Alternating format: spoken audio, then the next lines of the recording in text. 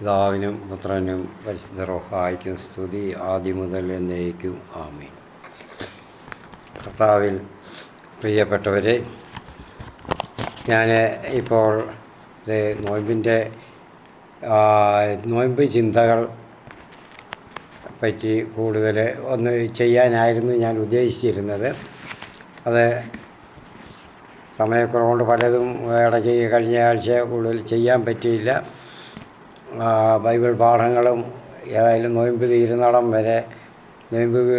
വരെ നിർത്തിവെക്കാനാണ് സാധിക്കുന്നതെന്ന് തോന്നുന്നു. കാരണം നോയമ്പ് ചിന്തകൾ കൂടുതലായിട്ട് ചെയ്യേണ്ടിയിരിക്കുന്നു. കാരണം ഇത് സമൂഹത്തിലുള്ള ഒരു ആത്മായ വ്യക്തിക്ക് അതിനെപ്പറ്റി കൂടുതലായിട്ട് അറിയാൻ പറ്റത്തുള്ളൂ. ഓരോരുത്തരും എങ്ങനെയാണ് നോയമ്പ് നോക്കുന്നതും നോയമ്പ് ചിന്തി അതിൻ്റെയുള്ള അപചയങ്ങൾ എന്തൊക്കെയാണ് അതിനകത്തുള്ളത്. നല്ല വൈദികർക്കും അങ്ങനെ കൃത്യമായിട്ട് അറിയാൻ പറ്റത്തില്ല. അവരുടെ ഊഹാബോധത്തിൽ അവർക്ക് ഇങ്ങനെ ഒരു പ്രൊഫഷൻ പോലെ ഇങ്ങനെ പറയാം ചെയ്യിക്കാം എന്നേ ഉള്ളൂ. പക്ഷെ അത് സൂക്ഷ്മമായിട്ട് അറിയാൻ കഴിയുന്നത് ഒരു ആത്മായനാണ്. സാധാരണ വ്യക്തിക്ക് എന്ന് പറഞ്ഞാൽ സാധാരണ വ്യക്തിക്ക്, മറ്റേ ഔദ്യോഗികമായിട്ടുള്ളവർക്ക്, വൈദികർക്കോ എത്രാന്മാർക്കോ അവർക്കോ അല്ല. സമൂഹത്തിൻ്റെ ഓരോ സ്പന്ദനങ്ങളും ഓരോന്നിനെയും പറ്റി അറിയാൻ കഴിയുന്നത്. കാരണം അവരുടെ ഇടയ്ക്കാണ് ഒരു ആത്മാവിൻ്റെ ജീവിതം. ഞാനും അതുപോലെ ആയതുകൊണ്ടാണ് ഞാൻ അതിനിപ്പോഴും കുറച്ച് ദിവസം പ്രാധാന്യം കൊടുക്കാമെന്ന് വിചാരിക്കുന്നത്. പ്രിയപ്പെട്ടവരെ, ഞാൻ ഇന്ന് അതുകൊണ്ട് ചെയ്യുന്നത് നോയമ്പിൻ്റെ കാര്യമല്ല. ഞാൻ നേരത്തെ പറഞ്ഞല്ലോ, ഈ ഒരു സാമൂഹിക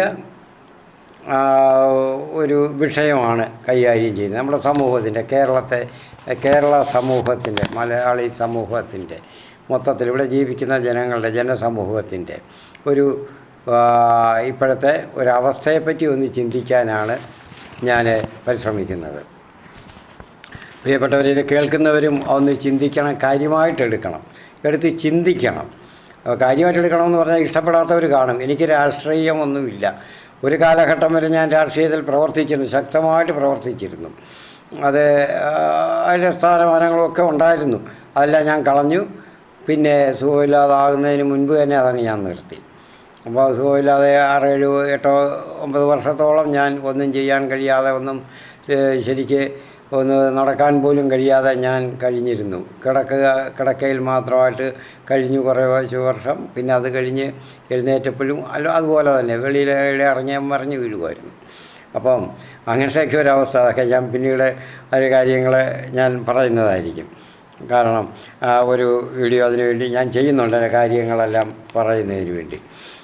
അപ്പോൾ ഞാൻ അതിനു മുൻപേ തന്നെ ഞാൻ ചെയ്തു. കാരണം രാഷ്ട്രീയ അപചയം സംഭവിക്കുമ്പോൾ അതിന് മൂകസാക്ഷിയായിട്ട് നിന്ന് കൂട്ടുനിൽക്കുമ്പോൾ ഞാൻ അങ്ങനെ വിശ്വസിച്ചിരുന്നല്ല, സന്ദർഭവശാൽ ആയതാണ്.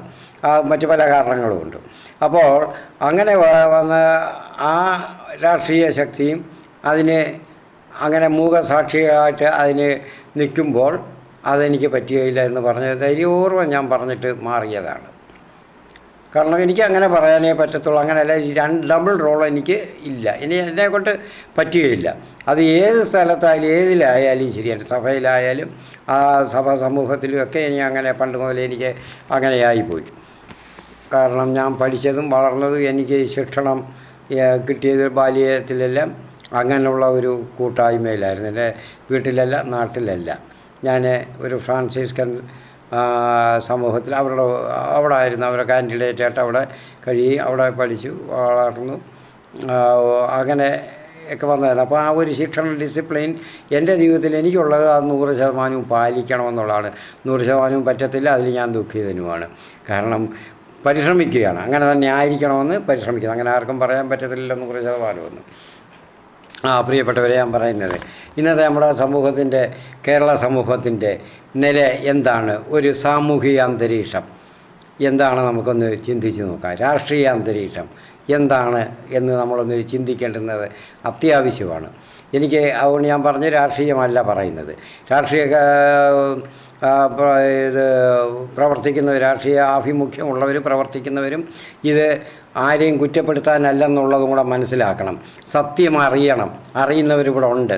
ഞാൻ ഈ ഇടയ്ക്ക് ഈ കുറച്ച് ദിവസം ഇവരെടുത്ത് ഒരു യാത്ര ചെയ്തു. അപ്പോൾ അവിടെ ഒരു ഞാൻ അല്പം നല്ല ഒരു വിസ്തൃതമായ ഒരു ബസ് സ്റ്റാൻഡിൽ ഞാൻ ചെന്നു.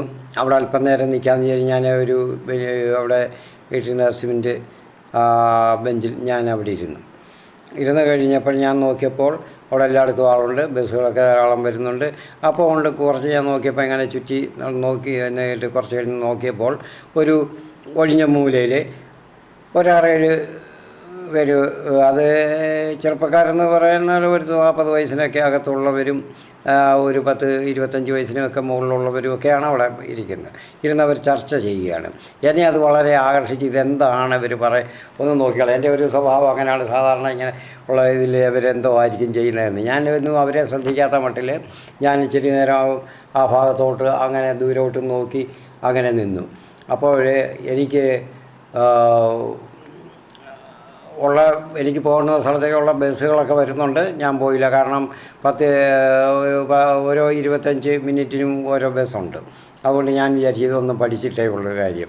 ഞാൻ പോകുന്നത് എവിടെ പോയാലും അങ്ങനെ, ഏത് രാജ്യത്ത് പോയാലും ഞാൻ അവിടെ ഉള്ള ജനങ്ങളുടെ സംസ്കാരവും അവരുടെ രീതികളും അവരേത് വിധത്തിലാണ് അവരുടെ അഭിരുചികൾ, ഓരോ സാമൂഹിക സാംസ്കാരിക രാഷ്ട്രീയ രംഗങ്ങളുള്ള അഭിരുചികളെല്ലാം ഞാൻ ഒന്ന് സ്റ്റഡി ചെയ്യാൻ ഞാൻ പരിശ്രമിക്കും. അതാണ് എൻ്റെ ഒരു സ്വഭാവം. അപ്പോൾ അതുകൊണ്ട് ഞാൻ അവിടെ മാറി നിന്നു. അവർ ശ്രദ്ധിക്കുന്നവർക്ക് തോന്നുന്നില്ല, അവർ പിന്നെ അങ്ങനെ ശ്രദ്ധിക്കുന്നില്ല. ചിലരൊക്കെ അവിടെ അങ്ങനെ വന്നു പോകുന്നു. അപ്പോൾ ഇതെന്നൊക്കെ ഉള്ളൂ.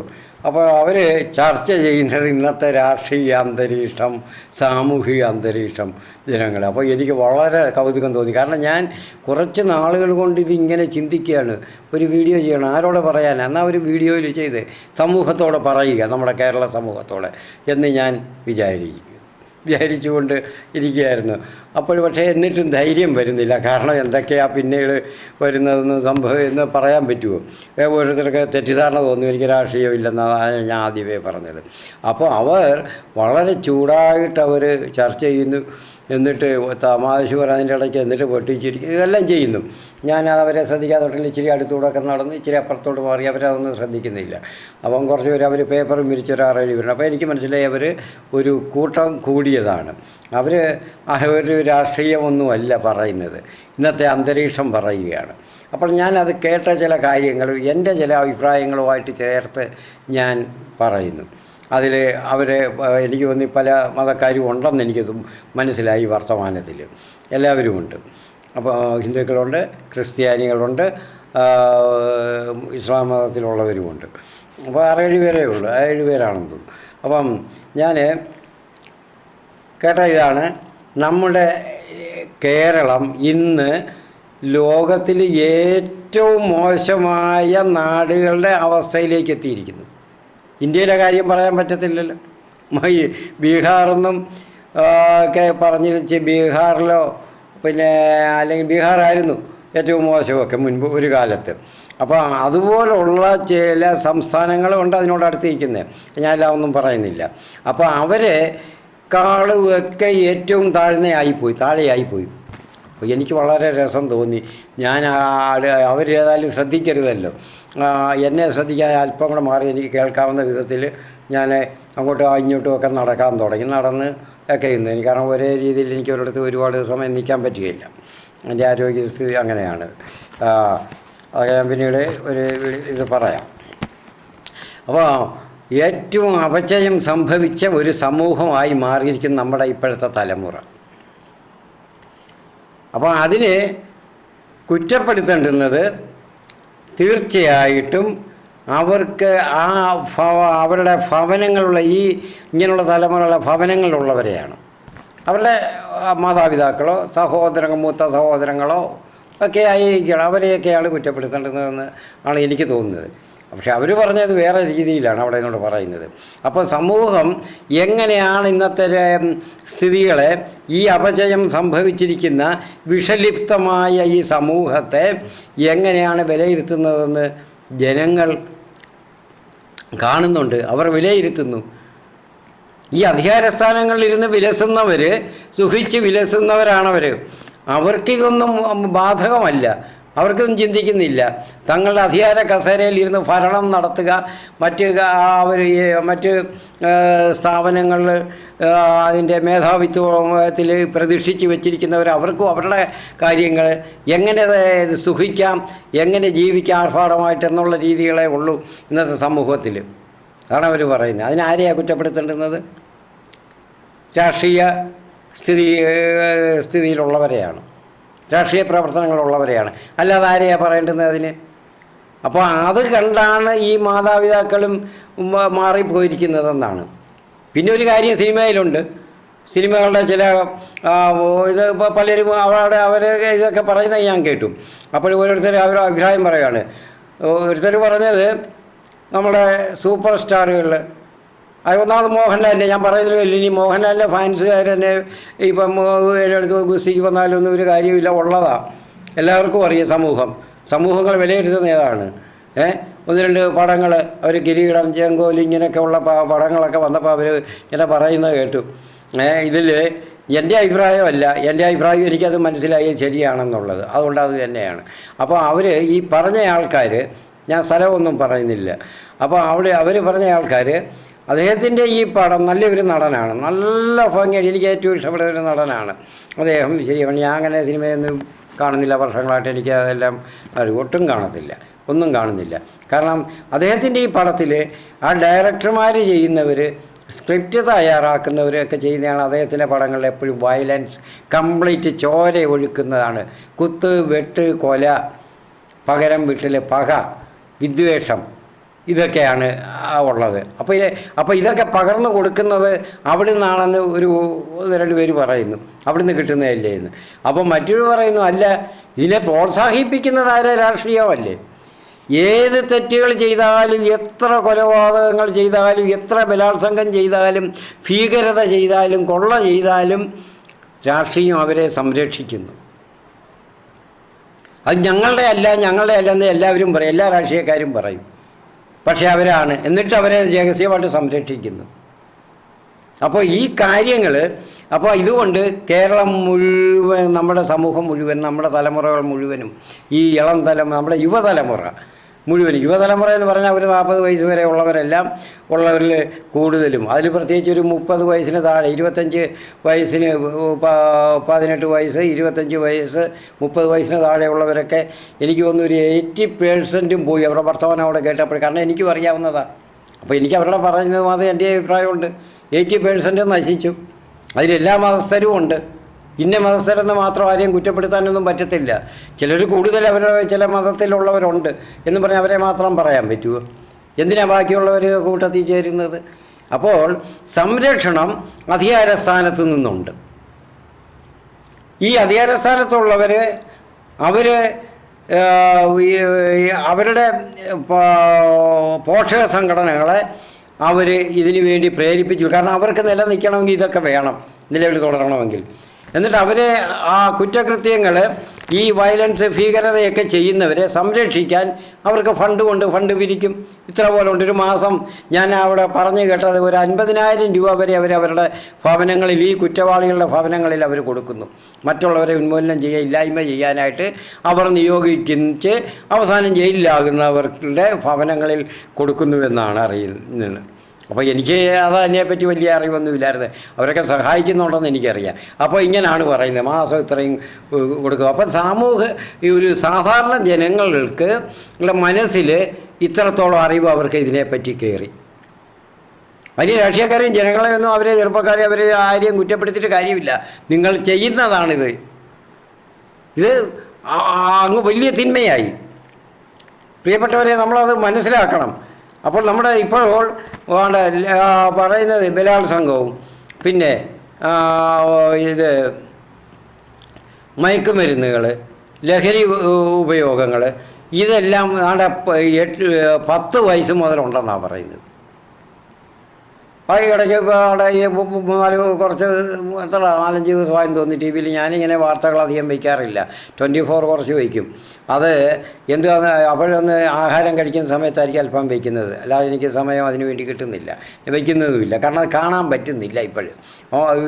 അതൊരു വളരെ മനസ്സിന് വളരെ വേദനിപ്പിക്കുന്ന കാര്യങ്ങളാണ്. 10 വയസ്സുള്ള പെൺകൊച്ച് 14 വയസ്സുകാരിൽ നിന്ന് ഗർഭം ധരിച്ച് പ്രസവിച്ചു എന്ന് ആ വീട്ടുകാരറിയാതിരിക്കുകയാണോ ഈ അവസ്ഥയിൽ ആ കൊച്ച് ഇങ്ങനെ ആയതെന്ന് അറിയാതിരിക്കുകയാണോ പ്രസവിക്കുന്നിടം വരെ? അപ്പോൾ അത്രത്തോളം ആ കുടുംബങ്ങളും പോയി.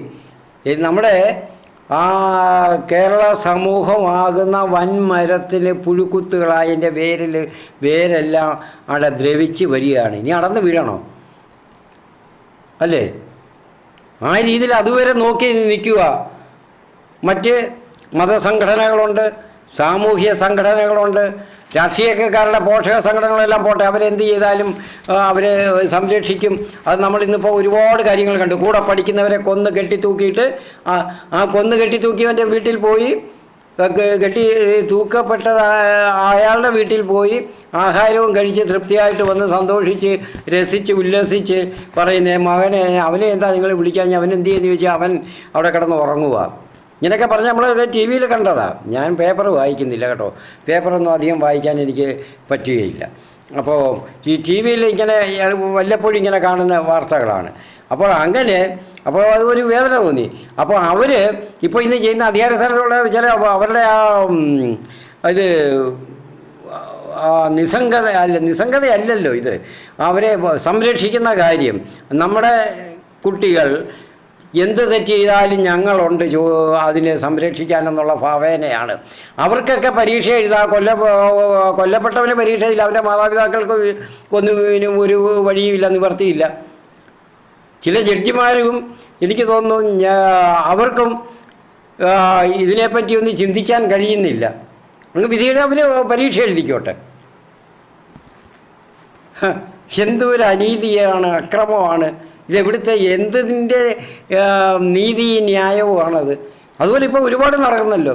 ഒന്ന് നടന്ന് ഒരു വാർത്ത വന്നു കഴിഞ്ഞാൽ ഇങ്ങോട്ട് ഹൈസ്കൂൾ വരെ എത്തുന്നു. ഈ കൂട്ടുകാരെ തല്ലി കൊല്ലുക, ഇടിച്ചു കൊല്ലുക, വെട്ടി കൊല്ലുക. ഇതാ കണ്ടല്ലോ 12 വയസ്സുകാരൻ്റെ കയ്യിൽ നിന്ന് കത്തി ഈ കഴിഞ്ഞ ആഴ്ചയിൽ അവനും കത്തി കൊണ്ട് നടക്കുകയാണ്. എന്തിനാണെന്ന് ചോദിച്ചപ്പോൾ അവനെ അത് അന്വേഷിച്ചപ്പോഴാണ് പറയുന്നത് ക്ലാസ്സിൽ അവന് ഇഷ്ടമല്ലാത്തവനെ കുത്തണം, അവനോട് ആരെങ്കിലും വന്നാൽ. കാരണം അത് എവിടുന്ന് പഠിച്ചു? ഈ ടി വിയിൽ ഇതൊക്കെ കാണുന്നതാണ്. അപ്പോൾ എന്തുവാന്ന് പറഞ്ഞാൽ അവനെ സംരക്ഷിക്കാൻ ആളുകളുണ്ടെന്ന് അവനൊരു ബോധ്യമായി. അപ്പോൾ ഇത് മയക്കുമരുന്നിനും ലഹരി വിൽപ്പനയ്ക്കും സമൂഹത്തെ നശിപ്പിക്കാനുമായിട്ടൊക്കെ ഉള്ള ഈ മരുന്നുകളെല്ലാം പദാർത്ഥങ്ങളെല്ലാം കൊടുത്ത് വിടുന്നത് ആരുടെയിൽ 8 വയസ്സിന് മുതൽ മുകളിലോട്ടുള്ളവരുടെ കയ്യിലാണ്. ഒരു 10-12 വയസ്സാണ്. കാരണം അവർക്ക് ശിക്ഷയില്ല പോലും. 14 വയസ്സുകാരന് കുഞ്ഞ് ജനിച്ചാൽ, അവൻ ബലാത്സംഗം ചെയ്ത് കുഞ്ഞ് ജനിച്ചാൽ അവന് പ്രായപൂർത്തിയായില്ല, അവന് ശിക്ഷയില്ല. അവന് ജുവനൈൽ ഹോമിൽ ദുർഗുണ പാഠശാല അല്ലേ, അതിൽ അവരെ ആക്കിയാൽ മതി. കുറച്ച് ആൾ കഴിയുമ്പോൾ അവനെയും വിടും, അല്ലെ അവൻ അവിടെ ചാടിപ്പോരും. എന്തൊരു നിയമവ്യവസ്ഥയാണത്. അപ്പോൾ ഇത് കാണുമ്പോൾ ഈ 14 വയസ്സുകാരെ കാണുമ്പോൾ ഒരു 14 വയസ്സ് കഴിഞ്ഞാൽ അവന് പ്രായപൂർത്തിയായിട്ടുള്ള അവന് ശിക്ഷ ഉണ്ടാകേണ്ടുന്ന വിധത്തിൽ നിയമം ഉണ്ടാകണം, അവനായാലും അവൾക്കായാലും. പക്ഷേ വിവാഹത്തിനുള്ള പ്രായപരിധി എപ്പോഴും 25 വയസ്സെന്നുള്ളതാണ് നല്ലത്. 2 കൂട്ടർക്കും അതാണ് നല്ലത്. അതാണ് സമൂഹത്തിൻ്റെ കെട്ടുറപ്പിന്, നന്മയ്ക്ക് നല്ലത് അതാണ്. ഇപ്പോൾ കുടുംബങ്ങളെല്ലാം തകർന്ന് വീഴുകയാണ്. അതിൻ്റെ വേരുകളെല്ലാം ചീഞ്ഞ് പൊടിഞ്ഞുകൊണ്ടിരിക്കുകയാണ്. ആ വിധത്തിലാക്കി 7-8 വർഷം കൊണ്ടാണല്ലോ ഇതിന് മുൻപില്ലല്ലോ. ഞാൻ ഓർമ്മിക്കുന്നു, ഞങ്ങളുടെ നാട്ടിലെ ഒരിക്കൽ ഇപ്പോഴത്തെ മന്ത്രി വാസവൻ അവിടെ വന്ന് അപ്പോഴാണ് ആൻ്റണി ആരോ ഭരിച്ചിരുന്നപ്പോഴാണ് തോന്നുന്നു സൂര്യനെല്ലി ഒരു ബലാത്സംഗ കേസ് വന്ന പൊടിപ്പും തൊങ്ങലും ചേർത്ത് അദ്ദേഹം പ്രസംഗിക്കുന്നത് ഞങ്ങൾ കേട്ടു. അത് 18 വയസ്സുള്ള കൊച്ചിന്, ഒരു പെൺകൊച്ചിന് 19 ഭർത്താക്കന്മാരാണ്. അദ്ദേഹം തമാശ വേണം പറയാം, വലിയൊരു അവർക്ക് ഇതിൽ വിഷമങ്ങളൊന്നും ഉണ്ടായിട്ടല്ല, പറഞ്ഞ് രസിക്കാനുണ്ട്, മറ്റുള്ളവരെ കുറ്റപ്പെടുത്താനുണ്ട്. അത് ആൻ്റണി ഭരിച്ചതുകൊണ്ടാണ്. UDF ഭരിച്ചാൽ ഇങ്ങനെ വരും. അവരുടെ വയസ്സിനേക്കാളും ഇരട്ടി ഭർത്താക്കന്മാരുണ്ട്, അവർ പ്രസവിക്കും, അല്ലെങ്കിൽ അവരെ ഉപയോഗിക്കും, ശരീരബന്ധത്തിൽ ഏർപ്പെടുമെന്ന് പറഞ്ഞ്. അന്ന് അതൊരു വലിയ വാർത്തയാണ്. കാരണം ഒരെണ്ണം അവരെടുത്ത് ഒരു പ്രശ്നമുണ്ടായി. ഞാൻ ചോദിക്കട്ടെ, അതിനുശേഷം അച്യുതാനന്ദനുള്ള വന്നു, വൻ ഭൂരിപക്ഷത്തോടെ വന്നു അച്യുതാനന്ദൻ. അദ്ദേഹത്തെ ഞാനും ആദരിക്കുന്ന ഒരു വ്യക്തിയായിരുന്നു. അപ്പോൾ അപ്പോൾ പിന്നെ എനിക്ക് മനസ്സിലായി അദ്ദേഹം ഇങ്ങനെയൊക്കെ വന്നു, അവരെ കുറ്റപ്പെടുത്തിക്കൊണ്ട് എല്ലാവരെയും താറടിച്ച് കാണിച്ചു, UDF ആണ് കാരണക്കാർ എന്ന് പറഞ്ഞുകൊണ്ട് അവിടെ വന്നിട്ട് അദ്ദേഹം എന്താ ചെയ്തത്?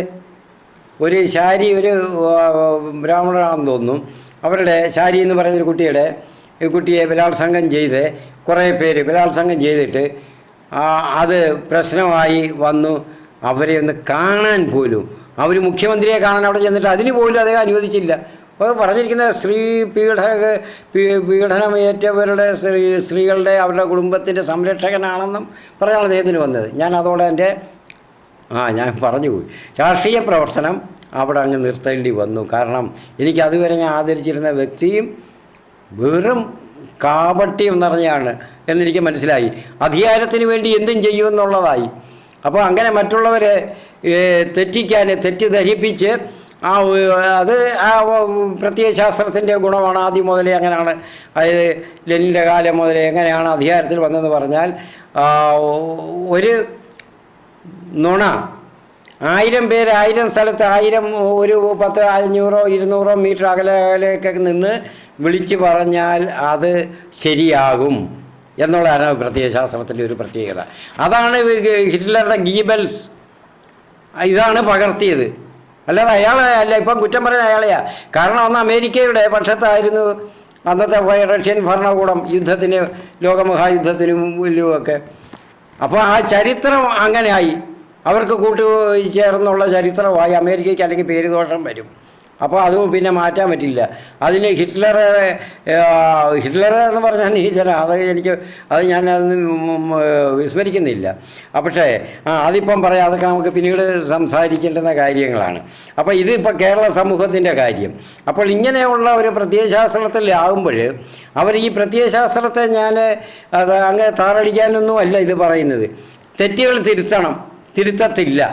ആ തെറ്റ് ഞങ്ങൾക്ക് ഭൂഷണമാണെന്ന് പറഞ്ഞ് അത് കൊണ്ടു നടക്കും. എങ്ങാണ്ട് ഒരു എണ്ണം കിളിച്ചാലേ അതെനിക്ക് എന്താ ആഡംബരമാ, തണലാകും എന്നൊക്കെ ഉള്ള ഒരു പഴഞ്ചൊല്ലുണ്ടല്ലോ, അതുപോലെയായി. അപ്പോൾ അങ്ങനെയുള്ള നേതൃത്വം ഉണ്ടാകാൻ പാടില്ല. ഞാൻ കേട്ട ഒരു TV യിൽ കേട്ട ഒരു മന്ത്രി ഒരാളെ ഇങ്ങനെ കൂട്ടുകാരെ കൊന്നവരെ അല്ലെങ്കിൽ ഇപ്പോൾ അറസ്റ്റ് ചെയ്ത് ഈ അടുത്ത ദിവസങ്ങളിലാണ് കേട്ടപ്പോൾ പറഞ്ഞ, ഞങ്ങളുടെ കുട്ടികളെ അറസ്റ്റ് ചെയ്താൽ ഞങ്ങൾക്ക് പിന്നെ നോക്കിയിരിക്കാൻ പറ്റും. ഇവിടെ വാർത്താ ചാനൽ വിസ്തരിച്ച് നടക്കുമ്പോൾ അവർ ചോദിക്കുകയാണ്, അതിൻ്റെ നേതാവ് കേരളത്തിൻ്റെ മൊത്തത്തിൽ നേതാവ് ചോദിക്കുകയാണ്, ഞങ്ങളുടെ കുട്ടികളെ ഞങ്ങൾ അറസ്റ്റ് ചെയ്താൽ ഞങ്ങൾ പിന്നെ ചോദിക്കാതിരിക്കാൻ പറ്റുമോ? അറസ്റ്റ് ചെയ്ത് എന്തിനാണെന്നല്ല, ചെയ്താൽ ഞങ്ങൾ ചോദിക്കാതിരിക്കാൻ പറ്റുമോ? വിടിവിക്കാൻ ചെന്നപ്പോൾ അത് തെറ്റാണെന്ന് സാധിച്ചില്ല, അതിനാണ് പറയുക. അപ്പോൾ അതെന്താണെന്ന് ചോദിച്ചപ്പോഴാണ് പറയുന്നത്, ഞങ്ങൾ നോക്കിയിരിക്കത്തില്ല. വേറൊരാൾ ഒരു മന്ത്രി എന്ന് പറയുന്നത് കേട്ടു ഞാൻ. ഇത് പാർട്ടിക്ക് വേണ്ടി ആണ് അവർ കൊന്നവരൊക്കെ, പാർട്ടിക്ക് വേണ്ടിയാണ് ജയിലിൽ കിടക്കുന്നവർ ഒക്കെ കൊലക്കുറ്റത്തിന് പാർട്ടിക്ക് വേണ്ടി അധ്വാനിച്ചവരാ. അവർക്ക് അങ്ങനെ വരാൻ പാടില്ല. ഞങ്ങളവരെ വിടിവിക്കും, അവർക്ക് വേണ്ടി ഞങ്ങൾ പ്രവർത്തിക്കും. അത് നമ്മൾക്ക് ഓർമ്മ വേണം. നമ്മുടെ സമൂഹത്തിന്, നമ്മുടെ അണികൾക്ക്, പാർട്ടി പ്രവർത്തകർക്ക് ഓർമ്മ വേണം നമുക്ക് വേണ്ടിയാണ് അവരത് ചെയ്തതെന്ന്. എന്താ അപ്പോൾ ഇതിനെ മഹത്വവൽക്കരിക്കുക എന്നുള്ളതാണ് ഇങ്ങനെയുള്ളത് അവരുടെ കഴിവ്.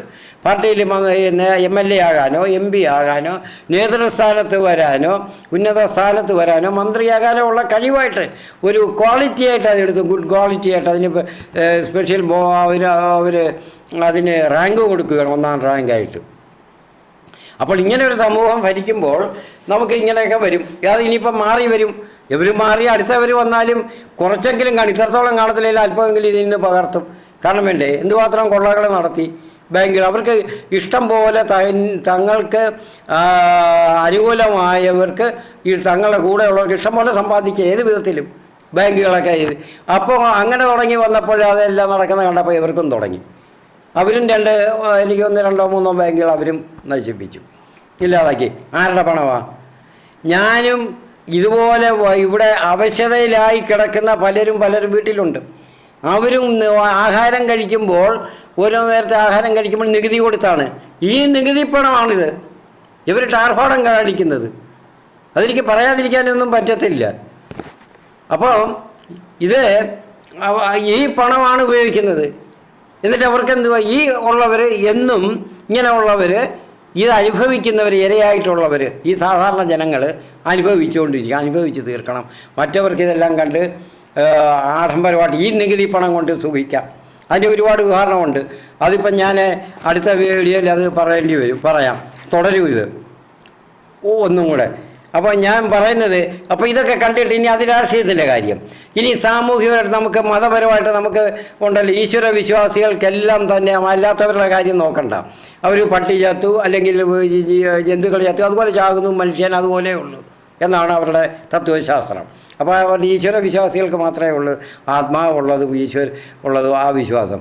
അപ്പോൾ അവർക്ക് ഒരു ധാർമ്മിക ഡിസിപ്ലിനുണ്ട്, ഒരു മൊറാലിറ്റി ഉണ്ട്. അത് എന്താ മരവിച്ചു പോയോ? ഒരു ഹൈന്ദവൻ മിണ്ടത്തില്ല, ഒരു ക്രിസ്ത്യാനി മിണ്ടത്തില്ല. ക്രിസ്ത്യാനിയിലും അങ്ങ് ഏറ്റവും പരിശുദ്ധമായ കത്തോലിക്ക സഭ മിണ്ടുന്നില്ല, മറ്റപ്പസ്തോലിക സഭകൾ മിണ്ടുന്നില്ല, ക്രിസ്തീയ കൂട്ടായ്മകൾ ഒന്നും തന്നെ മിണ്ടുന്നില്ല, ഇസ്ലാം മതം മിണ്ടുന്നില്ല. ഇവരാരും മിണ്ടുന്നില്ല. അവരവർക്ക് അവരവരുടെ കാര്യം മതി എന്നുള്ളതാണ്. ഇത് എന്താ ഇത്? ഇപ്പം ഇപ്പം ഞങ്ങൾ ക്രിസ്ത്യാനികളാകുമ്പോൾ നമ്മുടെ ആരാധനാലയങ്ങളിൽ ഒക്കെ പ്രസംഗത്തിലൊക്കെ അച്ഛന്മാരോ മെത്രാന്മാരോ പറഞ്ഞാൽ മതിയെന്നായിരുന്നു അവർ പറഞ്ഞ വിലക്ക് എന്ന്. എന്നിട്ട് എത്ര പേര് വിലക്കി, എത്രയെടുത്ത് ഇതെന്ന പിന്നെയും നടക്കുന്നു. ക്രിസ്ത്യാനികളുടെ കൂട്ടത്തിൽ, ഇസ്ലാമിൻ്റെ കൂട്ടത്തിൽ പറഞ്ഞ വിലക്കിയിട്ട് ആണോ ഭൂരിപക്ഷവും അവരാണ്. എന്ത് ചെയ്യാൻ? എത്രയോ നല്ല മനുഷ്യരായിട്ട് നല്ല മനുഷ്യസ്നേഹികളായിരുന്നു എല്ലാവരും. ഇപ്പോഴും അങ്ങനെയുള്ളവരാണ് കൂടുതലുണ്ട്. ഇവർ കുറേ പേര് ഇങ്ങനെ ആയി സർവ്വതും നശിപ്പിക്കുകയാണ് എല്ലാവരും. അപ്പം അടുത്ത ഹൈന്ദവരോ എല്ലാവിധ സംസ്കാരത്തെ സ്വീകരിച്ച് സന്തോഷിപ്പിച്ച് അവരും അതിലാണ് അവരുടെയും സന്തോഷമായിരുന്നത് ഹൈന്ദവരെന്ന് മുൻപ്. എന്നിട്ട് ഇവരെ മിണ്ടുന്നു നമ്മുടെ ഈ സമൂഹം ഇങ്ങനെ നശിക്കുന്നതിൽ. ഇവിടെയും സ്പർദ്ധ ഉണ്ടാക്കുകയാണ് മതങ്ങൾ തമ്മിൽ, സമുദായങ്ങൾ തമ്മിൽ. അതാണ് അതിനുവേണ്ടി കുറേ കൂട്ടർ അവിടെയുമുണ്ട്. അപ്പോൾ ഞാൻ ചോദിക്കുന്നത്, എന്താ നമ്മളിങ്ങനെ നശിക്കാനാണ് തീരുമാനിച്ചത്? ഞങ്ങൾ ബൈബിളിൽ പറയും സോദോം ആമോറ അല്ലെങ്കിൽ ഗോമോറ എന്നും പറയും. ആമോറ സുറിയാനിയിൽ. അപ്പോൾ ആ പ്രദേശങ്ങൾ ദൈവം പരിപൂർണമായിട്ട് ഇതുപോലെ ആയിരുന്ന സ്ഥലമാണ്. അപ്പോൾ അവിടെ നശിപ്പിച്ചു, തീമഴ പെയ്ച്ച്. അതാണ് ഇപ്പോഴത്തെ ചാവുകടൽ എന്ന് പറയുന്ന ഇസ്രായേലിലുള്ള പലസ്തീനയിലുള്ള ചാവുകടൽ. ആ പട്ടണങ്ങളാണ് നശിപ്പിച്ചത്. അവ ഇങ്ങനെ കഴിഞ്ഞു വരുന്ന ജനമായിരുന്നു, ഭരണാധികാരികളും ജനങ്ങളുമെല്ലാം. അപ്പോൾ യഥാ രാജ തഥാ പ്രജ എന്ന് പറയുന്ന പോലായി ബാക്കി എല്ലാവരും. കാരണം അവർക്ക് നോക്കാൻ ഇല്ല. അവർക്ക് എല്ലാവർക്കും അവരവരുടെ കാര്യം, എങ്ങനെ സമ്പത്ത് കൂട്ടാം, എങ്ങനെ അധികാരം നിലനിർത്താം, എങ്ങനെ എപ്പോഴും അധികാരത്തിൽ തന്നെ തുടരാം എന്നുള്ള ചിന്തയിലായിപ്പോയി. പ്രിയപ്പെട്ടവരെ, ഞാൻ പറയാം, അത് ഇപ്പം ഇപ്പോഴത്തെ ഭരണവർഗവും പോലെ തന്നെയാണ് പ്രതിപക്ഷവും ഇതുപോലെയാണ്. ഞാൻ പറഞ്ഞല്ലോ, അവരും ഇതുപോലെ വരും. ഇവർക്കിങ്ങനെ ആകാമെങ്കിൽ അതല്ലേ ബാങ്ക് കൊള്ളകളുടെ കാര്യം ഞാൻ പറഞ്ഞത്. മറ്റവരെല്ലാം ചെയ്യാമെങ്കിൽ ഞങ്ങൾക്കൊരു 2-3 ഞങ്ങൾക്കും ചെയ്തുകൂടെ, ഉശിരുള്ളവൻ ചെയ്തോടാ എന്നുള്ള രീതിയില്ല. അങ്ങനെ എല്ലാവരും സമ്പാദിച്ചോട്ടെ, ഒരു കുഴപ്പമില്ല. ആരുടെ പണമാണ്? ഈ പാവപ്പെട്ടവൻ്റെ പണം, വയറൊട്ടിയവൻ്റെ പണം. അവൻ കഴിക്കുന്ന ആ നികുതിയിൽ നിന്നുള്ളത് അവിടെയൊക്കെ കൊണ്ടിട്ടിരിക്കുക. ആ പണങ്ങളൊക്കെ അവൻ സമ്പാദിച്ച് ഇടുക. ഈ നികുതി പണം കൊണ്ട് മറ്റവർ ഇതിനെ സംരക്ഷിക്കുക, ഇതിനെതിരെ നടപടി എടുക്കുന്നവർ സുഖിച്ച് ജീവിതമൊന്നും അറിയണ്ട, സുഷുപ്തിയിലാണ്. അപ്പോൾ ഇന്ന് ഈ ക്രൈസ്തവ സഭകളുടെ നേതാക്കളും സുഷുപ്തിയിലാണ് കഴിയുന്നത്. അല്ലെങ്കിൽ ഇതിനെതിരെ എന്തെങ്കിലും ഒന്ന് മിണ്ടുന്നോ? ആരും കേട്ടിട്ടില്ല, മിണ്ടുന്നില്ല. എല്ലാം നമ്മുടെ മതസ്ഥാപനം ആരാധനാലയങ്ങളിൽ മാത്രം മിണ്ടിയാൽ പോരാ, എന്തെങ്കിലും പറഞ്ഞാൽ പോരാ. നിങ്ങൾ സൂക്ഷിക്കണം, നമ്മുടെ മക്കളെ അങ്ങനെ സൂക്ഷിക്കണം എന്നൊക്കെ പറഞ്ഞാൽ പോരാ. സമൂഹത്തോട് പ്രതിബദ്ധതയുണ്ട്. ഇല്ലാത്ത ക്രിസ്ത്യാനി എന്തോ ക്രിസ്ത്യാനിയാണ്. അവൻ ക്രിസ്ത്യാനിയല്ല, നാടകമാണ്. അങ്ങനെയുള്ളവർ ആരായാലും ശരിയില്ല, വൈദികരായാലും എത്രയായാലും ആരായാലും ആത്മായായാലും എങ്ങനെയാണ് നേതൃത്വത്തിലുള്ളത്? അവരെങ്ങനെയാണ്? ക്രിസ്തു അങ്ങനെയായിരുന്നോ ചെയ്തത്? ഹൈന്ദവ മതത്തിലായാലും ഹൈന്ദവ നേതാക്കന്മാർ ആ മതത്തെ വളർത്തിയവരങ്ങനെയായിരുന്നോ ചെയ്തത്? അപ്പം നമ്മൾ അത് എല്ലാവരും കൂടെ ഒന്ന് ചിന്തിക്കണം. ഞാൻ പറയുന്നത് അപ്പോൾ ഇങ്ങനെ ഉള്ള ഒരു ഒരു ഈ അവസ്ഥയെ മറികടക്കാൻ എല്ലാം ഈശ്വര വിശ്വാസികളും എല്ലാവരും കൂടെ ചേർന്ന് ഇതിനെതിരെ നമ്മൾ പോരാടണം. ഇറങ്ങിയേ പറ്റത്തുള്ളൂ, രംഗത്തിറങ്ങണം. പോരാടണമെന്ന് പറഞ്ഞാൽ മനസ്സിൽ വീട്ടിലിരുന്ന് അങ്ങോട്ടും ഇങ്ങോട്ടും പറയുക, കവലകളിൽ ഇരുന്ന് പറയുക എന്നുള്ളതല്ല. അപ്പം ഞാനിതെല്ലാം കേട്ടുകൊണ്ടിരിക്കുകയാണ്. അപ്പോൾ ഞാൻ ചിന്തിച്ച് ഇതെല്ലാം കേട്ടിട്ട് കുറച്ച് കഴിഞ്ഞപ്പോൾ ഞാൻ ചിന്തിച്ച് ഇത് ശരിയാണല്ലോ. അങ്ങനെ കഴിഞ്ഞപ്പോൾ ഞാൻ അല്പം മാറി. ഇനി ഇത്രയും സമയം, ഞാൻ അപ്പോഴത്തേക്ക് 45 മിനിറ്റ് എടുത്തു. അപ്പം ഞാൻ അടുത്ത ബസ് വന്നപ്പോൾ ഞാൻ പോകാമെന്ന് വിചാരിച്ച് വന്നപ്പോൾ ഒരാൾ കൂടെ ഇങ്ങോട്ട് ഇറങ്ങി വന്ന് ആ ബസ്സിൽ തന്നെ കയറി. ഞാൻ അയാളോട് ചോദിച്ചു, എവിടെ സ്ഥലം എവിടെ സഹോദരൻ്റെ? അത് സ്ഥലം പറഞ്ഞു. എനിക്ക് ഇവിടെ നിന്നൊരു 10 രൂപ പോയിൻ്റേ ഉള്ളൂ. ഞാൻ ചോദിച്ചു, അവിടെ ഇരിക്കുന്ന കണ്ട് എല്ലാവരും കൂടെ എന്തുവാ ഒരു വർത്തമാനമൊക്കെ കേട്ടി. ഞാൻ ദൂരെ ഉള്ളതാണ്. ഞാൻ ഇങ്ങോട്ട് വന്നപ്പോൾ എനിക്കൊരു കൗതുകം തോന്നി, നിങ്ങളെ വർത്തമാനമൊക്കെ കേട്ട് ചിരിയൊക്കെ കേട്ടോ വന്ന് അത് ഞങ്ങൾ കുറച്ച് പേരിങ്ങനെ എപ്പോഴും വന്നിങ്ങനെയുള്ള കാര്യങ്ങൾ ചർച്ച ഞങ്ങൾ എല്ലാവരെയും അറിയിച്ചുകൊണ്ട്, പലരും പല സ്ഥലത്തുള്ളവരാണ്, അടുത്തൊക്കെ ഉള്ളവരാണ്. ഞങ്ങൾ എല്ലാവരും അങ്ങോട്ടും ഇങ്ങോട്ടും അറിയിച്ചുകൊണ്ട് അവിടെ വന്ന് കൂടും. ഞങ്ങൾക്ക് എന്തെങ്കിലുമൊക്കെ വർത്തമാനം പറയണ്ടേ, അതിന് വേണ്ടിയാണ്. ചേട്ടനും പറ്റുമെങ്കിൽ വന്നോ കൂട്ടത്തിൽ. ഞാൻ പറഞ്ഞു, ഞാൻ വളരെ ദൂരെ ഉള്ളതാണ്, അതുകൊണ്ട് എനിക്ക് ഒന്നും വരാൻ പറ്റത്തില്ല, എനിക്കതിന് ഇഷ്ടപ്പെട്ടു കൊള്ളാമെന്ന് പറഞ്ഞ് ഞാൻ പോരുന്നു. അപ്പോൾ അപ്പം ഞാൻ നോക്കിയപ്പോൾ അപ്പോൾ അങ്ങനെ ചിന്തിക്കുന്ന ജനതകളുണ്ട്. ഞാൻ പറഞ്ഞ കാര്യങ്ങളെല്ലാം അവരവിടെ ചർച്ച ചെയ്ത കാര്യങ്ങളാണ്. അപ്പം ജനങ്ങൾ കൂടുതൽ ചിന്തിക്കുന്നുണ്ട്, ഇച്ചിരി മനസ്ഥിതിയുള്ളവർ, മനസാക്ഷിയുള്ളവർ, മനസ്ഥിതിയല്ല മനസാക്ഷിയുള്ളവർ. അപ്പോൾ ഈ സമൂഹത്തിൽ ഈ തിന്മകൾക്കെതിരെ പോരാടണം എന്ന്, അതിനെ ചെറുക്കണം, ബോധവാന്മാരാക്കണം, അതിനെതിരെയുള്ള നടപടികൾ ഉണ്ടാകണം, ജനങ്ങളെ എങ്ങനെ ബോധവാന്മാരാക്കി സംരക്ഷിക്കാം, എങ്ങനെ നശിക്കാതെ എന്നൊക്കെയുള്ളതിന് ചിന്ത വരുമ്പോൾ എല്ലാവരും ഈശ്വര വിശ്വാസികളെയാണ് നോക്കുന്നത്. പ്രത്യേകിച്ച് ക്രൈസ്തവ സഭകളെ, അവരാണ് സമൂഹത്തിൻ്റെ നേതാക്കളെന്ന് മറ്റു മതക്കാരും കൂടെ അംഗീകരിച്ചിട്ടുണ്ട്. മുൻപൊക്കെ അങ്ങനെ ആയിരുന്നു, ഇപ്പോഴും മിക്കവാറും ഉള്ളവർക്കൊക്കെ അങ്ങനെ തന്നെയാണ്. ഒരു ക്രൈസ്തവ പുരോഹിതൻ എന്ന് പറഞ്ഞാൽ, ഒരു മെത്രാൻ എന്ന് പറഞ്ഞാൽ സമൂഹത്തിൻ്റെ നേതാവാണ്. ക്രിസ്തു അങ്ങനെയാണ് പ്രവർത്തിച്ചത്, സകല വിശുദ്ധരും അങ്ങനെയാണ്. ക്രിസ്തു അല്ലാതെ ഒന്നും പ്രവർത്തിച്ചിട്ടില്ല, ഇതൊന്നും കണ്ട് ഇങ്ങനെയുള്ള തിന്മകൾ കണ്ടുകൊണ്ട് അടങ്ങിയിരുന്നിട്ടില്ല. ഒക്കെ ഞാൻ വിശദമായിട്ട് പറയാം. ഞാൻ ബൈബിൾ ക്ലാസ് എടുക്കുന്നു, അതുകൊണ്ട് എനിക്കത് വ്യക്തമായിട്ട് ഞാൻ പറയുകയും പറയാം. അപ്പോൾ അങ്ങനെ വന്നിട്ട് ഇവിടെ എന്താ ഒരു സുഷുപ്തിയിലാണ്ടിരിക്കുന്നത് പോലെ നേതൃത്വം, സഭാ നേതൃത്വങ്ങൾ, വിവിധ സഭകളുണ്ട്, കൂട്ടായ്മകളുണ്ട്. എല്ലാവരും അതൊന്ന് ഉറക്കെ ചിന്തിക്കണം, നമ്മുടെ നേതാക്കന്മാർ, ക്രൈസ്തവ നേതാക്കളെ. അപ്പോൾ എന്ത് ചിന്തിച്ചാൽ എന്ത് ചെയ്യണമെന്നുള്ളതാണ് ഇനി അടുത്ത് നിങ്ങൾ ചോദിക്കുമായിരിക്കും. അത് നമുക്കെന്ത് ചെയ്യാൻ പറ്റും? ചെയ്യാൻ പറ്റും. നമുക്കുമുണ്ട് പോഷക സംഘടനകൾ, നമ്മുടെ ഭക്ത സംഘടനകളുണ്ട്, സാമൂഹിക സംഘടന, നമ്മുടെ ഓരോ ക്രിസ്തീയ സഭകളുടെയും ചട്ടക്കൂട്ടിൽ നിന്നും കൊണ്ട് പ്രവർത്തിക്കുന്ന യുവജന സംഘടനകളുണ്ട്, ആത്മായ മുതിർന്നവരുടെ സംഘടനകളുണ്ട്, അമ്മമാരുടെ സംഘടനകളുണ്ട്, വിദ്യാർത്ഥി സംഘടനകളുണ്ട്. ഇതെല്ലാം ഇവരൊക്കെ എന്ത് ചെയ്യണം? അവരെ എല്ലാം കൂടെ ഒന്ന് ഒന്നിപ്പിച്ചെന്താ അവർക്കൊരു ബോധവൽക്കരണം കൊടുത്താൽ, ഞാൻ പറയുന്ന ഒരു പ്രദേശത്തുള്ളവരെ എല്ലാ മതവിശ്വാസികളെയും ഒന്നിച്ചു കൂട്ടി അതിന് അവരെയൊക്കെ ഒന്നൊരു ബോധവൽക്കരണം, ഒരു ഡിസിപ്ലിൻ ക്ലാസ്, അവർക്കൊരു എങ്ങനെയാണ് ജീവിതശൈലി, എന്താണ് സമൂഹം എങ്ങനെയാണ് എന്നുള്ളതിനെയൊക്കെ പറ്റി ഒരു ക്ലാസ് എടുത്ത് അവരെ ഒന്ന് ബോധവൽക്കരിക്കുന്നതിന് വേണ്ടി ഒരിക്കൽ ഒരു പെന്തക്കോസ് നേതൃത്വത്തിൽ ആ ഭാഗത്ത് വെച്ച് നടത്തുക. അടുത്ത പ്രാവശ്യം ക്രൈസ്തവ ഏതെങ്കിലും വിഭാഗത്തിൻ്റെ നേതൃത്വത്തിൽ, അങ്ങനെ മാറി മാറി വരട്ടെ, ഹൈന്ദവ നേതൃത്വത്തിലുള്ളവരടുത്ത് വെച്ച് നടത്തുക. ഇങ്ങനെ ഒരു പ്രദേശം മുഴുവൻ, എന്നെ എല്ലായിടും കേരളം മുഴുവൻ ഇങ്ങനെ ഒരു കൂട്ടായ്മ ഉണ്ടായി ഇത് ചർച്ച ചെയ്യണം, പ്രവർത്തിക്കണം. അപ്പോൾ അങ്ങനെ വന്ന് നമുക്ക് ചെയ്യാമല്ലോ. അതിനേതാണ്ട് വലിയ കാര്യം വന്നു. ഞാൻ പ്രവർത്തിച്ചിരുന്നത് 1987 ഞാൻ ഓർക്കുന്നു. ഞാൻ മലങ്കര കത്തോലിക്കനാണ്, അത് ഞാൻ നേരത്തെയും പറഞ്ഞിട്ടുണ്ട്. അപ്പോൾ അതിൽ ഞങ്ങൾ ഇത് കത്തോലിക്ക സഭയിൽ കോൾപ്പിങ് ഫാമിലി സൊസൈറ്റി എന്ന് പറഞ്ഞൊരു സൊസൈറ്റി ഉണ്ട്. 1987 ഇങ്ങനെ വല്ല അങ്ങും ഇഞ്ഞുമൊക്കെ എന്തെങ്കിലും ഒരു മയക്കുമരുന്ന് വിദേശത്തു നിന്നൊക്കെ വരുന്ന കഞ്ചാവോ എന്തെങ്കിലുമൊക്കെ കൊണ്ടുവന്ന് ആരെങ്കിലുമൊക്കെ കഴിച്ചുവോ, അങ്ങനെ ഇങ്ങനെ പ്രശ്നമായി. പിന്നെ അഴിമതി കൂടുതലുണ്ട്. ഭരണരംഗത്തെ. അപ്പം ഞങ്ങൾ അന്ന് കരുണാകരൻ്റെ ഭരണകാലം 87-ലാണെന്ന് തോന്നുന്നു, 87-ൽ. അപ്പം ഞങ്ങളൊരു കാര്യം ചെയ്യും, ഇതിൻ്റെ നേതൃത്വത്തിലുള്ളവർ, ഞാൻ നേതൃത്വ സ്ഥലത്തുണ്ട്. അപ്പോൾ എല്ലാവരും കൂടെ അത് ആലോചിച്ചു, അച്ഛന്മാരും മെത്രാന്മാരും ഒക്കെ അപ്പോൾ ഇതിനെതിരായിട്ട് നമുക്ക് കേരളത്തിൻ്റെ തെക്കേ അറ്റം മുതൽ വടക്കേ അറ്റം വരെ ഒരു വാഹന പ്രചരണ ജാഥ നടത്തണം, എല്ലാവരെയും ഉൾക്കൊള്ളിക്കണം. അപ്പോൾ പക്ഷേ അത് ഞങ്ങളെ ക്രിസ്തീയ സംഘടനകളെ മാത്രമേ ഉൾക്കൊള്ളിക്കാൻ പറ്റുകയുള്ളൂ. അന്നത്തെ മറ്റുള്ളവരെയൊക്കെ എടുക്കുന്നതിനുള്ള സമയമില്ലായിരുന്നു. അപ്പോൾ അതിന് എല്ലാ ജനപ്രതിനിധികളും ഓരോ സ്ഥലത്ത്, കേരളത്തിലെ മിക്കവാറും എല്ലാ പട്ടണങ്ങളിലും ഞങ്ങൾ ടച്ച് ചെയ്തിട്ടുള്ള വാഹന പ്രചരണ ജാഥയായിരുന്നു അന്ന് തുടങ്ങിയത്. അത് മതമേലധ്യക്ഷന്മാർ, അതാത് പ്രദേശത്തെ ജനപ്രതിനിധികൾ, പിന്നെ MLA-മാർ, MP-മാർ, മന്ത്രിമാർ, അന്നത്തെ സ്പീക്കർ വരെ ഞങ്ങൾക്ക് കാസർഗോഡ് വരെ അതിന് ഞങ്ങൾക്ക് സ്വീകരണം തന്നു. അവരെ ഞങ്ങളെ ആശംസ അറിയിക്കുകയും ചെയ്തു. കാരണം അവരെയും കുറ്റപ്പെടുത്തിയ, ഭരണരംഗത്തെ കുറ്റപ്പെടുത്തി, ഞങ്ങൾ ഒരുപാട് അഴിമതിക്കെതിരെ കുറ്റപ്പെടുത്തിയാണ് സംസാരിക്കുന്നത്. അതിനെതിരെയുള്ള ജാഥയാണ്. മയക്കുമരുന്നും കള്ളക്കടത്തും കരിഞ്ചന്തയും പിന്നെ സ്വജനപക്ഷപാതം, ഭരണരംഗത്തെ അഴിമതി, ഇതെല്ലാം കാണിച്ചു. എന്നിട്ട് അവർക്കാർക്കും ഒരു വിരോധവും തോന്നിയില്ല.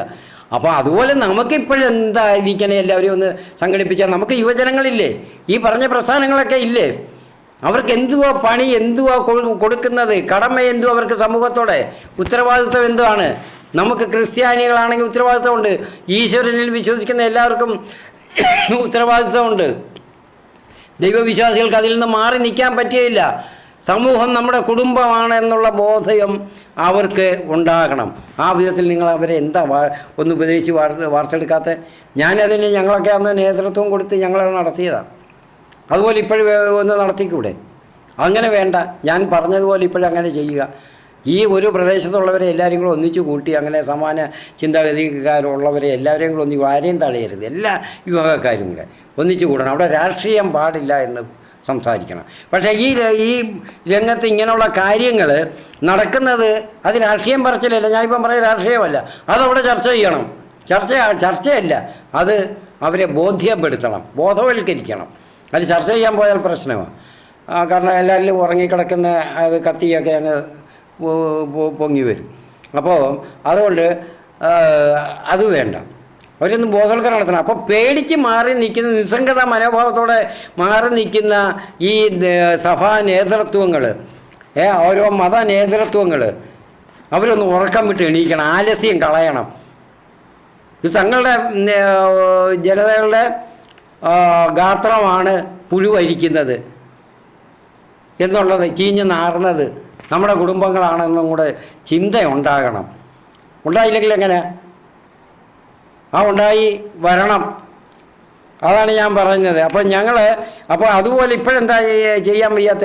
ഒരു ഇളം തലമുറ വരെ നശിപ്പിച്ച് ഇട്ടിരിക്കുന്ന ഈ രംഗത്തിന് എന്തുവാ പറയേണ്ടുന്നത്? എന്നിട്ട് പറയുന്ന മദ്യം, ഇനി ഞങ്ങൾ മദ്യം നിർമ്മിച്ചു കൊടുക്കും. ചോദിക്കുമ്പോൾ അവിടെ മന്ത്രി പറയുന്നത് എന്താ? വകുപ്പ് മന്ത്രി, അത് നല്ല മദ്യം ലഭ്യമാക്കണം. ആ മദ്യം ലഭ്യമാക്കാതിരുന്ന ഇതൊക്കെ കുറച്ച് കുറയത്തില്ലേ? അതിന് വയ്യ. അപ്പം അതിനെതിരെ ശബ്ദം ഉയർത്താൻ പോലും ക്രിസ്തീയ സഭകൾക്കും ഈശ്വര വിശ്വാസികൾക്ക്, ഹൈന്ദവ മതത്തിൽ, ഇസ്ലാം മതത്തിൽ, അവർക്ക് ആർക്കും ശബ്ദം വരുന്നില്ല വെളിയിൽ. ഭയന്നിട്ടായിരിക്കും കൊന്നുകളയുന്നുള്ള. നമ്മളെന്തിനാ കൊല്ലാപ്പേറ്റ് അങ്ങനെ എന്ന് വിചാരിച്ചായിരിക്കും നമ്മൾ എന്ന് വിചാരിച്ചിട്ടായിരിക്കും. ഇതിൽ പറയാം 1000 പേർക്ക് തൊഴിൽ കിട്ടും. അല്ല, ഇത്രയും പേരെ കണ്ണീര് കുടിപ്പിച്ച്, കേരളത്തെ മൊത്തം കണ്ണീര് കുടിപ്പിച്ചിട്ട് 1000 പേർക്ക് തൊഴിൽ കിട്ടും പോലും. പാർട്ടിക്കാർക്കാ തൊഴിൽ കിട്ടിയല്ലേ? അപ്പോൾ ഞാൻ അവിടെ ആ ചെറുപ്പക്കാർ അവിടെ ഇരുന്നും കൊണ്ട് ചർച്ച ചെയ്യുന്ന കേട്ടു. 1,00,000 പേരെയാണ് പിൻവാതിൽ നിയമനം. ഇനി ഏറ്റവും താഴെക്കിടയിലുള്ള പ്രവൃത്തി മേഖല മുതൽ അങ്ങോട്ട് വാർഡിലെ ഓരോ വാർഡിലെയും ഭാരവാഹികളുടെ വീട്ടുകളിൽ നിന്നും അവർക്കൊക്കെ തൊഴിലില്ലാത്തവർക്ക് തൊഴിൽ കൊടുക്കുകയാണ്. പിൻവാതിൽ നിയമനം. അവരെ അങ്ങ് നിയമിച്ചിരിക്കുക. അവരുടെ ഇതാണ് അവിടെയും കാണിക്കുന്നത്, അവർ ചെന്ന് കയറിയിട്ട്. അപ്പോൾ എന്തുവാ ചെയ്യുന്നത്? നമ്മളെ ഏതാണ്ട് സമീപ കാലങ്ങളിലൊന്നും നേരെയാകാൻ പോകുന്നില്ല. തങ്ങൾ വിചാരിക്കുന്ന പോലെ കാര്യങ്ങൾ നടക്കത്തുള്ളൂ. കാരണം അവരൊക്കെ എല്ലാത്തിൻ്റെയും ജോലിയിൽ വരുന്നത്. ഈ 1,00,000 പേര് ഇവിടെ തൊഴിലില്ലാതെ ഇവിടെ കിടന്ന് വട്ടം കറങ്ങുക അവിടെ. അപ്പോഴാണ് 1,00,000 പേർക്ക് ഇങ്ങനെ കൊടുത്തു പറയുന്നത്. എനിക്ക് കണക്കൊന്നും അറിഞ്ഞുകൂടാ. 1,00,000 ഒന്നുമല്ല, അവിടെ പറഞ്ഞു കേട്ടതാണ് ഞാൻ പറഞ്ഞത്. അവർ ചിലപ്പോൾ പെരുപ്പിച്ചാൽ ചിലപ്പോൾ അത്രയും കാണും. കാരണം ഇപ്പോഴത്തെ സ്ഥിതി അങ്ങനെ ഞാനൊന്ന് ചിന്തിക്കുമ്പോൾ പലപ്പോഴും ഇതിൻ്റെ ഈ വാർത്തകൾ കേൾക്കുമ്പോൾ ഞാൻ അതിനകത്ത് അതിൻ്റെ നാനാ വശങ്ങളെപ്പറ്റി ഞാൻ ചിന്തിക്കും. നാനാവിധമായ കാര്യങ്ങളെപ്പറ്റി ഞാൻ അനലൈസ് ചെയ്ത് ചിന്തിക്കുന്ന കാര്യമുണ്ട് എനിക്ക്. ഞാനത് പഠിക്കും. അങ്ങനെയാണ് എൻ്റെ ഒരു രീതി.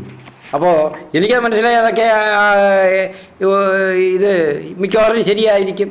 അതിനോട് അടുത്തെങ്കിലും കാണും. അപ്പോൾ മറ്റുള്ളവർക്ക് തൊഴിലില്ല. അപ്പോൾ തൊഴിൽ വേണമെങ്കിൽ ഈ ബന്ധം വേണം. ഭരിക്കുന്ന കക്ഷികളുടെ ബന്ധം വേണം. ഇപ്പം കോൺഗ്രസ് വന്നാൽ കോൺഗ്രസ്സുകാർ ഇത്രയും ചെയ്യാൻ ന്യായമില്ല എന്നാണ് എനിക്ക് തോന്നുന്നത്. കാരണം അവിടെ സാധാരണ നമ്മുടെ രീതിയിൽ അങ്ങനെയൊക്കെ ഒരു ചിന്താഗതിയുണ്ട്. ഇത് നമ്മൾ ഒരു കാര്യം പറയണം, പട്ടികളോ ജന്തുക്കളോ ചാകുന്ന പോലെ അല്ല മനുഷ്യൻ ചാകുന്നത്. ഈശ്വരവിശ്വാസികൾക്കെല്ലാം അത് സഹിക്കത്തില്ല, മറ്റുള്ളവർക്കത് സഹിക്കും. ഒരു ജന്തുവിനെ കൊന്നു എന്നുള്ളതുപോലെയുള്ള ഒരു മനുഷ്യനെ കൊല്ലുന്നത്. അപ്പം നമുക്കിതിന് കർത്തവ്യമുണ്ട്. നമുക്ക് ഓരോ ജനങ്ങൾക്കും കർത്തവ്യമുണ്ട്. ഈശ്വരനെ ധ്യാനിക്കുന്നവർക്ക് അതിൻ്റെ കർത്തവ്യമുണ്ട്, അതിൻ്റെ ചുമതലയാണത്. You are obliged to act against it. അപ്പോൾ അതാണ് അത് കടമയാണ്. അപ്പോൾ അത് നമ്മൾ ഒരു ഉത്തരവാദിത്വം ഇല്ലാത്ത പോലെ നമ്മൾ നിസ്സംഗതയോടെ ആലസ്യത്വം അങ്ങനെ അങ്ങ് ഇരിക്കരുത്. സ്വന്തമായിട്ട് പറഞ്ഞ് ഞങ്ങൾ എന്ത് ചെയ്യാനാ ഇപ്പോഴത്തെ സാഹചര്യം മിണ്ടാൻ പറ്റാത്തതാണ് എന്തൊക്കെ പറഞ്ഞുകൊണ്ടിരിക്കരുത്. അത് ചെയ്യണം. ഭരണസമൂഹത്തെ അത് ബോധ്യപ്പെടുത്തണം. ഇത് ഇങ്ങനെയുള്ള പോക്ക് ശരിയല്ലെന്നുള്ളത് ബോധ്യപ്പെടുത്തണം. പ്രിയപ്പെട്ടവരെ, ഞാൻ ഉദ്ദേശിച്ചതിൽ സമയം ഇച്ചിരി കൂടുതലെടുത്ത് അടുത്ത വീഡിയോയിൽ ഞാൻ ഇതിൽ ബാക്കി പറയും. എന്തൊക്കെ ആയാലും ശരിയാണ്, ഞാൻ ചെയ്യും. അത് നമ്മുടെ സമൂഹം നശിക്കുന്നത് കാണുമ്പോൾ എനിക്ക് വേദനയുണ്ട്. കാരണം ഞാൻ 8-10 വർഷക്കാലം ഞാൻ പ്രവർത്തിച്ചതാണ്. ഇങ്ങനെയുള്ള സാമൂഹിക തിന്മകൾക്കെതിരായിട്ടൊക്കെ ഞാൻ പ്രവർത്തിച്ചതാണ്. എനിക്കിത് കാണുമ്പോൾ ഒരാൾ വേദനിക്കുന്നത് കാണുമ്പോൾ എനിക്ക് വേദനയുണ്ട്. ഇപ്പോഴും അങ്ങനെ. അതും അനീതികളുടെയും വിവേചനത്തിൻ്റെയും പേരിലാണ് അയാൾ അനുഭവിക്കേണ്ടി വരുന്നതെന്ന് പറയുമ്പോൾ എനിക്ക് സഹിക്കത്തില്ല. ഇപ്പോൾ അതുപോലെ തന്നെ നമ്മുടെ നീതിപീഠത്തിലും അതുപോലെയുള്ള ന്യായാധിപന്മാരുണ്ടാകണം. മനസാക്ഷി മരവിച്ചിട്ടില്ലാത്തവരുണ്ടാകണം. ഒന്നിനും അടിമപ്പെടാത്ത, നീതിക്ക് മാത്രം അടിമപ്പെടുന്നവർ. അപ്പോൾ അതുകൊണ്ട് ഞാൻ പ്രിയപ്പെട്ടവരെ ചുരുക്കുന്നു, പ്രാർത്ഥനയോടുകൂടി നിർത്തുന്നു. എല്ലാവരും ഇത് ചർച്ച ചെയ്ത് നിങ്ങൾ ഒരു തീരുമാനമെടുക്കണം. ഞാൻ പറഞ്ഞ പോലുള്ളൊരു സൊല്യൂഷൻ ഉണ്ടാകാൻ നോക്കണം. ബോധവൽക്കരണം ഞാൻ പറഞ്ഞല്ലോ, അതുണ്ടാകാൻ നോക്കണം. ഞാൻ നിങ്ങൾക്ക് എല്ലാവരുടെയും ചിന്തയ്ക്ക് വേണ്ടി ഇത് ദൈവനാമത്തിൽ സമർപ്പിക്കുന്നു. ആമേൻ.